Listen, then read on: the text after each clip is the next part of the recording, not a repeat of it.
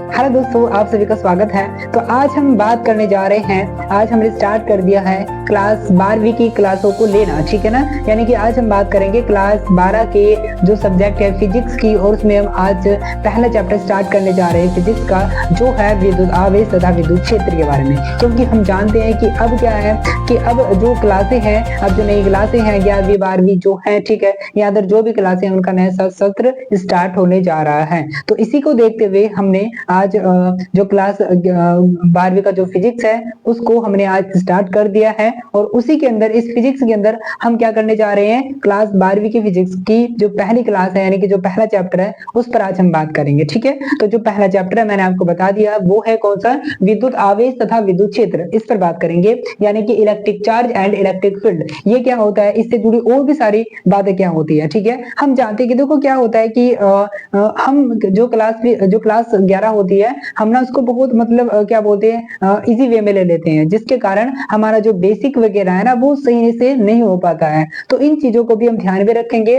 और आपको ऐसा ना हो कि क्लास 11वीं की आपको कभी ना खले, तो उस चीज को भी देखते हुए हम अपने टॉपिकों को आपको बताएंगे, ठीक है। और कोशिश करेंगे कि आपको जो क्लास 11वीं में जो आपसे चीजें छूट गई थी, अगर वो आती है, अगर यहाँ पर उसका कुछ लिंक आता है तो मैं आपको उसके बारे में बताऊंगा, और फिर जो टॉपिक है हमारा वो क्या हो जाएगा, आसान हो जाएगा, ठीक है। तो आज हम बात करने वाले हैं किसके बारे में, चैप्टर नंबर 1 पर बात करेंगे, और धीरे धीरे इस चैप्टर को आगे बढ़ाएंगे, ठीक है।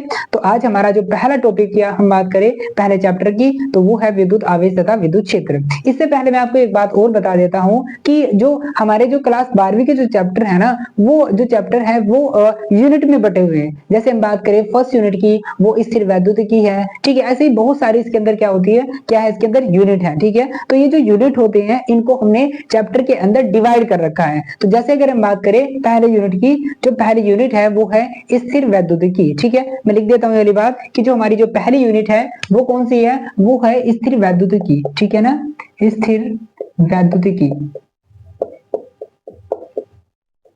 ठीक है। यानी कि इलेक्ट्रोस्टैटिक, इलेक्ट्रोस्टैटिक, ठीक है। तो हमारा जो चैप्टर है, ठीक है, मैंने आपको बताया है कि जो क्लास 12वीं की जो फिजिक्स है उसको यूनिट में बांट करके पढ़ते हैं, और इसी यूनिट का नाम क्या है, पहले यूनिट क्या है इसके अंदर, स्थिर वैद्युतिकी यानी कि इलेक्ट्रोस्टैटिक्स है। इसी पहले यूनिट के अंदर हमने चैप्टर को बांट रखा है, और इस पहले यूनिट के अंदर जो पहला चैप्टर है वो कौन सा है, विद्युत आवेश तथा विद्युत क्षेत्र, इसी के बारे में आज जानने वाले हैं, ठीक है ना, electric charge and electric field. इसे जानने से पहले सबसे पहले समझ लेते हैं कि आखिर स्थिर वैद्युतिकी होता क्या है, ठीक है। इस पर बात कर लेते हैं। देखो आपको पता होगा कि जो साइंस है, जो विज्ञान है, उसकी कुछ मेन ब्रांचेस होती है, मेन शाखाएं होती है। जैसे साइंस की 3 मुख्य क्या होती है, शाखाएं होती है, शाखाएं मानी जाती है। जैसे अगर हम बात करें पहले की फिजिक्स है, केमिस्ट्री है, बायोलॉजी है, तो ये साइंस की क्या है, शाखाएं हैं। इसी प्रकार जो शाखाएं हैं, यानी कि जो साइंस की जो शाखाएं, जैसे फिजिक्स की बात करें तो फिजिक्स की भी कुछ क्या होती है, शाखाएं होती है। यानी कि जो फिजिक्स है वो भी बहुत सारी ब्रांचों में बटा होता है, ठीक है। तो जैसे साइंस बटा होता है, ऐसे ही जो फिजिक्स होता है वो भी बहुत सारी ब्रांचों में बटा हुआ है। इसी फिजिक्स की एक ब्रांच है कौन सी, वो है स्थिर वैद्युतिकी। तो आपको ध्यान रखना है कि जो स्थिर वैद्युतिकी है वो फिजिक्स की क्या है, शाखा है, ठीक है। आपको जैसे अगर हम बात करें बायोलॉजी के अंदर बॉटनी अलग होती है, ठीक है ना, तो इसके अंदर बहुत सारी वनस्पति विज्ञान की बात करें, क्या बोलते हैं, जंतु विज्ञान की बात करें, तो वो क्या होती है, अलग अलग होती है। इसी प्रकार से फिजिक्स के अंदर भी क्या होती है, अलग अलग क्या होती है, उसके अंदर ब्रांच होती है, शाखाएं होती है। इसी में से एक ब्रांच है, यानी कि फिजिक्स की इसी में से एक ब्रांच है कौन सी, स्थिर वैद्युतिकी, जो कि हमारे पहले चैप्टर की पहली यूनिट है, ये आपको ध्यान रखना है। तो हमारे पहले चैप्टर की पहली यूनिट कौन सी है, स्थिर वैद्युतिकी है, यानी कि इलेक्ट्रोस्टैटिक्स है, ठीक है। इस पर बात करते हैं। तो इस चैप्टर को जानने से पहले आखिर समझ लेते हैं कि इस यूनिट को कैसे परिभाषित करते हैं, इस यूनिट का मतलब क्या होता है, यानी कि इस यूनिट के अंदर हम क्या पढ़ने वाले हैं उस पर बात करते हैं, ठीक है। अब देखो अगर बात करें कि जो स्थिर वैद्युतिकी है वो 2 वर्डों से मिलकर बना है, ठीक है ना। आप देख रहे होंगे इसके अंदर एक वर्ड कौन सा है, स्थिर है, और दूसरा क्या है, वैद्युतिकी है, ठीक है। स्थिर का मतलब होता है इसमें क्या है, रुका हुआ, यानी कि रेस्ट वर्ब, ठीक है। तो इसका मतलब क्या होता है, रुका हुआ, ठीक है, रुका हुआ। और वैद्युतिक का मतलब होता है क्या, आवेश, क्या होता है, इसका मतलब होता है क्या, आवेश। तो जो ये ब्रांच है किसकी, फिजिक्स की, स्थिर वैद्युतिकी, इसके अंदर हम क्या करते हैं, रुके हुए आवेश का अध्ययन करते हैं। फिर से समझिए, यहाँ पर जो स्थिर वैद्युतिकी है, जो इलेक्ट्रोस्टैटिक्स है, ये दो दो वर्डों से मिलकर बना है, स्थिर तथा कौन सा, वैद्युतिकी। तो स्थिर का मतलब होता है क्या, रुका हुआ, यानी कि रेस्ट पर, और वैद्युतिक का मतलब होता है यहाँ पर आवेश, ठीक है, तो रुका हुआ आवेश। तो फिजिक्स की, यानी कि फिजिक्स की जो ब्रांच है कौन, एक स्थिर वैद्युतिकी, इसके अंदर हम स्टडी करते हैं, अध्ययन करते हैं किसका, रुके हुए आवेश का। तो आपको ध्यान रखना है, जो पहली यूनिट होगी इसके अंदर 2-3 चैप्टर होंगे, और इन 2-3 चैप्टर के अंदर जब भी हम स्टडी करेंगे आवेश को लेकर के, तो उसमें जो आवेश होगा वो क्या होगा, रेस्ट पर होगा, रुका हुआ आवेश होगा, ठीक है ना। तो पहली बात ये समझिए हमने कि स्थिर वैद्युतिकी होता क्या है। तो आपको ध्यान रखना है, जो स्थिर वैद्युतिकी है वो भौतिक विज्ञान की एक शाखा है, एक ब्रांच है, जिसके अंतर्गत हम क्या करते हैं, रुके हुए आवेश का अध्ययन करते हैं।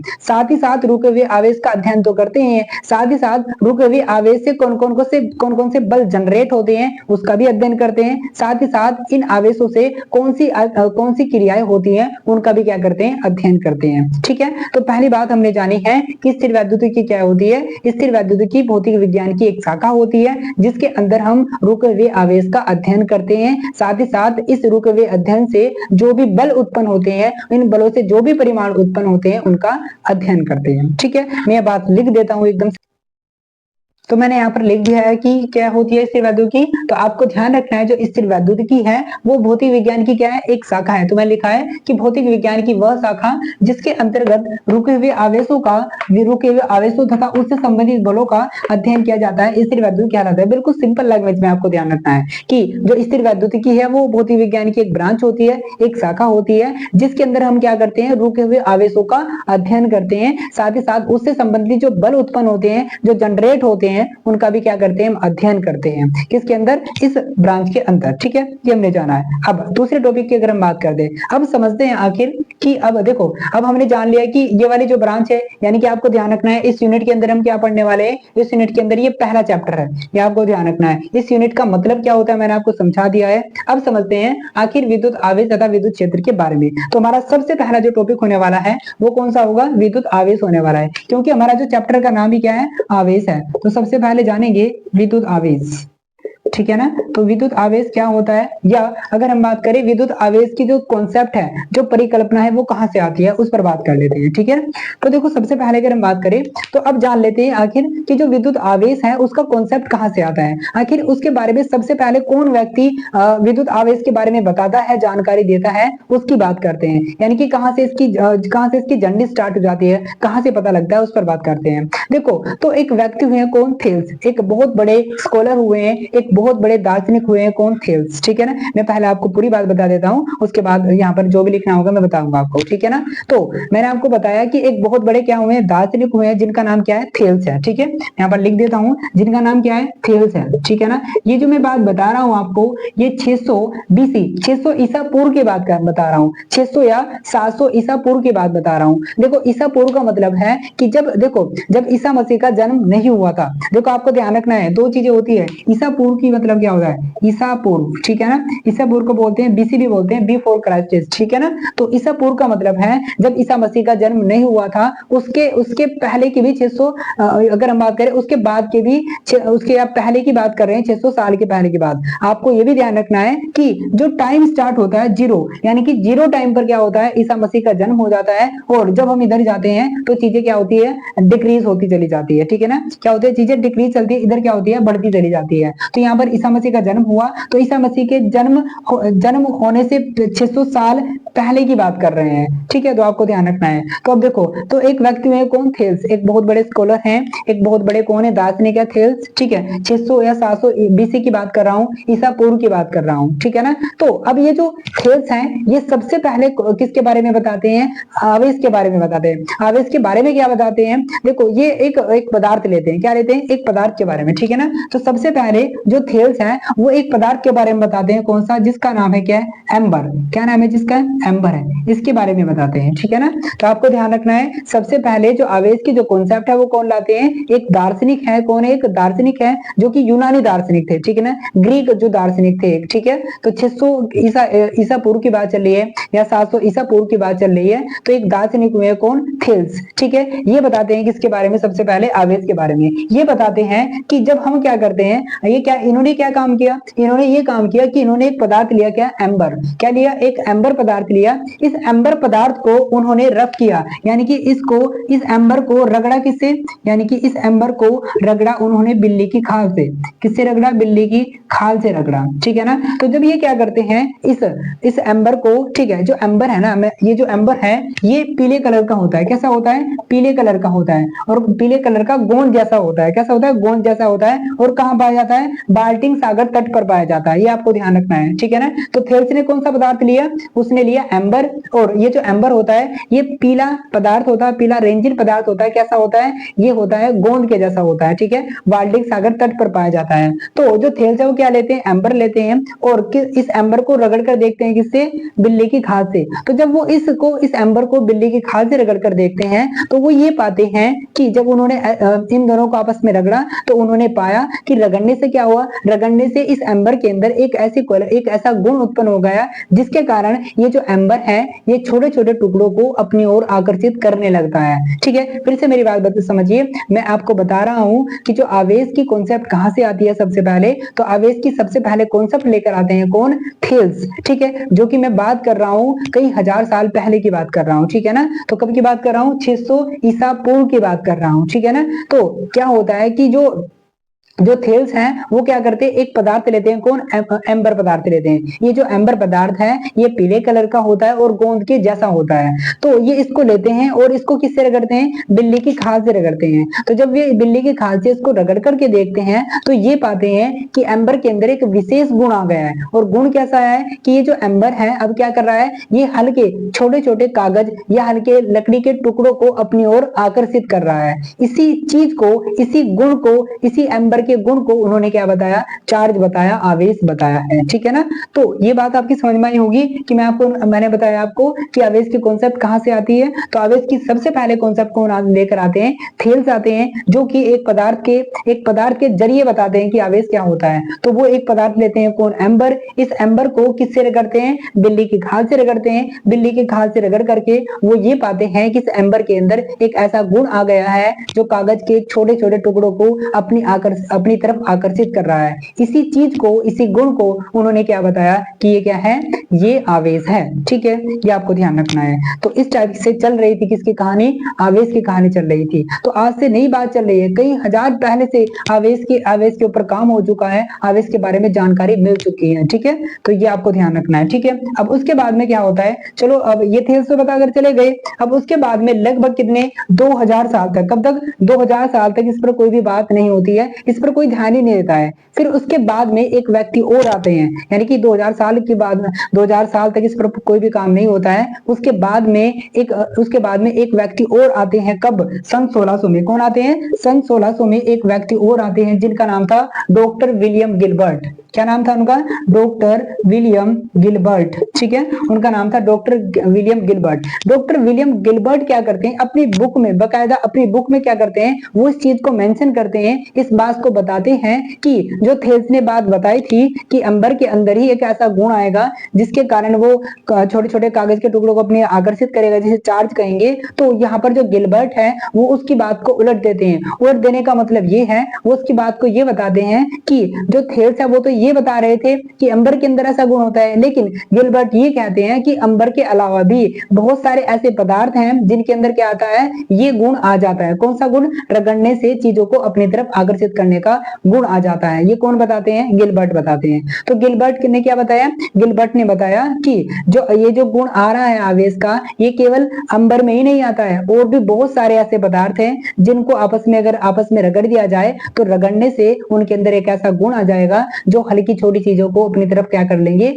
आकर्षित कर लेंगे, जिसे हम आवेश बोल रहे हैं। ये कौन बताते हैं? गिलबर्ट बताते हैं। ठीक है, ये आपको ध्यान रखना है। तो उन्होंने क्या बताया? उन्होंने बताया कि कांच भी एक ऐसा पदार्थ है जो क्या करेगा, जो अंबर की तरह काम करेगा। उन्होंने बताया कि जो एबोनाइट है वो भी अंबर की तरह काम करेगा। उन्होंने बताया कि जो रेंजीन है, जो लाख है, ये भी क्या है सारे, ये भी क्या करते हैं, ये भी किसकी तरह, अंबर की तरह ही काम करते हैं। ये किसने बताया? गिलबर्ट ने बताया था। बट थेल्स ने क्या प्रयोग किया था? थेल्स ने केवल बताया था कि अंबर के अंदर ये गुण आता है, लेकिन गिलबर्ट ने 1600 में आकर के ये बताया कि केवल अंबर के अंदर नहीं होता है गुण, और भी चीजें हैं, और भी ऐसे पदार्थ हैं जिनके अंदर ऐसा गुण आता है। तो इस प्रकार से कॉन्सेप्ट चल रही थी किसकी? आवेश की। ठीक है ना? तो मैंने आपको समझाने की कोशिश की है कि आखिर जो आवेश की कॉन्सेप्ट है वो कैसे आई है, और आशा करता हूं आप समझ गए होंगे। ठीक है, तो अब समझ लेते हैं कि विद्युत आवेश क्या होता है, क्योंकि हमारा मेन चैप्टर क्या है, विद्युत आवेश ही है, तो हमें पता होना चाहिए कि यार विद्युत आवेश होता क्या है। ठीक है, तो हमने इसके बारे में क्लास 10th में पढ़ा है,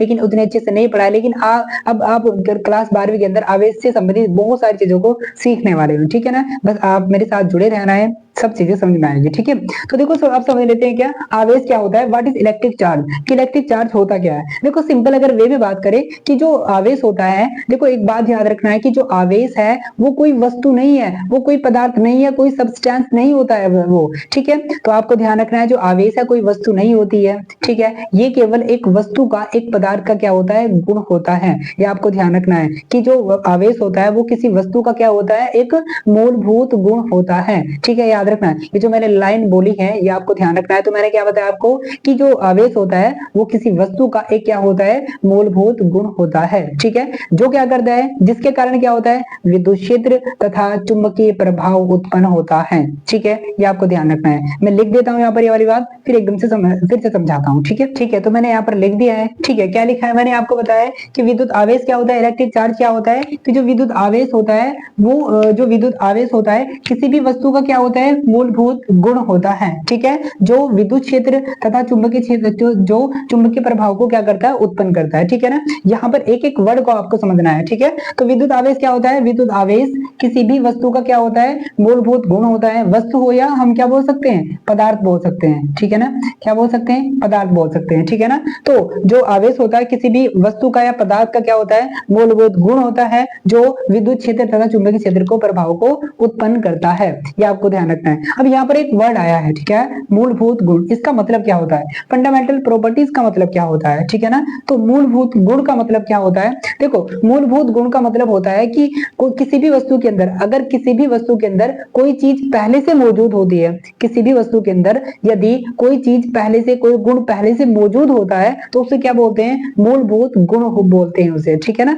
तो आपको ध्यान रखना है। तो किसी भी वस्तु के अंदर, इस ब्रह्मांड के अंदर, इस विश्व के अंदर जो भी वस्तु है, उस वस्तु के अंदर पहले से मौजूद होता है क्या, इलेक्ट्रिक चार्ज, विद्युत आवेश पहले से उसके अंदर क्या होता है, मौजूद होता है। ये आपको ध्यान रखना है। ठीक है ना, तो आपको क्या ध्यान रखना है कि मूलभूत गुण का मतलब क्या होता है, मूलभूत गुण का मतलब होता है कि किसी भी वस्तु के अंदर जो चीज पहले से मौजूद होती है वो उसका क्या होती है, मूलभूत गुण होती है। जैसे अगर हम पानी की बात करें तो जो पानी है वो दो तत्वों से मिलकर बना होता है, H2O, यानी कि हाइड्रोजन और ऑक्सीजन से मिलकर बना होता है। तो जो ऑक्सीजन है और जो हाइड्रोजन है वो पानी के मूलभूत गुण हैं जिससे वो बने हुए हैं। ये आपको ध्यान रखना है। तो मूलभूत गुण का मतलब क्या होता है, जो चीज, जो किसी वस्तु के अंदर जो चीज पहले से मौजूद होती है, यानी कि जब से वो एग्जिस्ट में आई है, जब से जो कोई वस्तु जब से बनी है, जब से बन करके उसको तैयार किया गया है, तभी से अगर उसके अंदर कोई गुण मौजूद होता है तो उसी को क्या बोलते हैं, मूलभूत गुण कहा जाता है। तो इसी प्रकार जो चार्ज है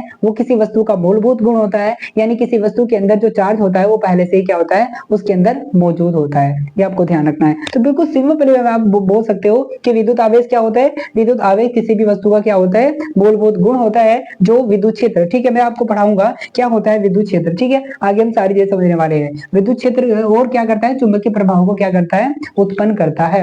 ये आपको ध्यान रखना है। ठीक है ना, तो विद्युत आवेश के कारण चुंबकीय प्रभाव उत्पन्न होगा, और विद्युत क्षेत्र भी किसके कारण उत्पन्न होगा, आवेश के कारण ही उत्पन्न होगा। ठीक है, और एक बात ये भी आपको जरूर पता होगी, आपने थोड़ा बहुत पढ़ा होगा कि आवेश के कारण क्या होता है, विद्युत धारा प्रवाहित होती है। अगर आवेश नहीं होगा तो करंट नहीं बन सकता है, ठीक है, ये आपको ध्यान रखना है। तो ये थी क्या, सिंपल लैंग्वेज मैंने आपको आवेश के बारे में बताया है, ठीक है। नेक्स्ट वीडियो में हम देखेंगे कि जो विद्युत आवेश है उसके गुण क्या होते हैं, जो वेरी मोस्ट इंपोर्टेंट है किसके लिए, एग्जाम के लिए, ठीक है ना। तो अभी तक हमने क्या जाना, एक बार फिर से मैं आपको रिकॉल करा देता हूं। आज हमने चैप्टर नंबर 1 पढ़ा है। चैप्टर नंबर 1 के अंदर हमने पहली यूनिट को पढ़ा है। पहली यूनिट हमारी क्या थी, पहली यूनिट थी हमारी क्या, स्थिर वैद्युतिकी। कौन सी यूनिट थी, स्थिर वैद्युतिकी। स्थिर वैद्युतिकी ये क्या है, एक फिजिक्स की क्या होती है, ब्रांच होती है, एक शाखा होती है, जिसके अंदर हम क्या करते हैं, रुके हुए आवेश का अध्ययन करते हैं। याद रखना, इस ये जो हमारी जो यूनिट है, पहली स्थिर वैद्युतिकी जो यूनिट है, इसके अंदर 2 चैप्टर हैं, ठीक है, 2 या 3 मान सकते हैं, वो चैप्टर अलग अलग बुक के हिसाब से होते हैं।